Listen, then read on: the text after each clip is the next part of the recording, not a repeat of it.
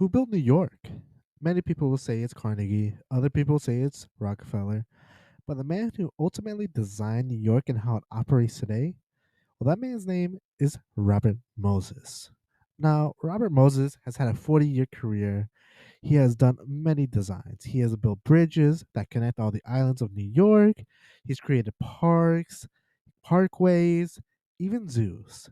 But Robert Moses was also to be known as one of the most aggressive and most powerful power brokers in the state.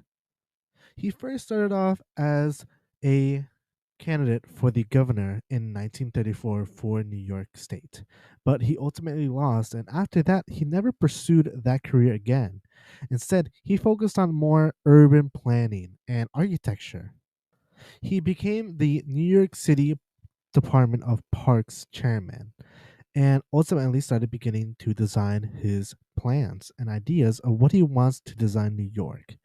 He first started off creating some highways, some parks for those who are in middle to upper class. He then wanted to go into housing and ultimately created more housing for those who need it. But he ultimately also bulldozed many neighborhoods, many of those being in the Bronx and Greenwich Village. And many people have said that his methods of getting to the end don't really justify the means. Let me tell you a couple stories. It's Coney Island. All three parks on the island has had a fire of some sort, and now all of them are in financial ruin. But the only way that Coney Island has been getting any of this revenue was because of these parks, mainly because of the low income housing.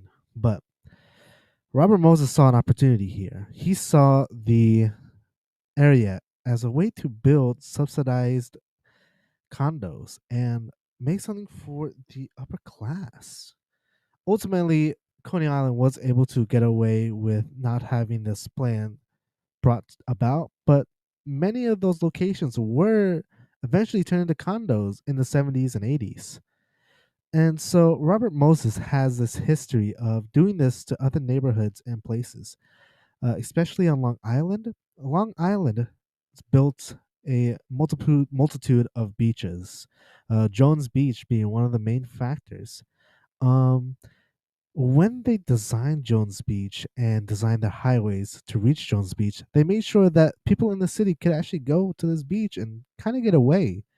But they also designed the highway with buses in mind. Now, hear me out. The planning committee and everything that Robert Moses was a part of could have been lost in the tracks, but this is how it went. Basically, the bridges were lowered on those parkways to the beaches, ultimately preventing any buses from going to the park and using the highway altogether. This ultimately led to lower and middle class people being barred basically from going to these beaches. Now, they were designed to have these bus depots here in the beach and be able to drive there, but this is something that Robert Moses was known for. He was known to be this person of power who would ultimately give more money back to those higher income people than lower class people themselves. It's a very interesting person, Robert Moses, and how he created New York to be for the rich. And that if it was anybody else, well, they'll be bulldozed out the way.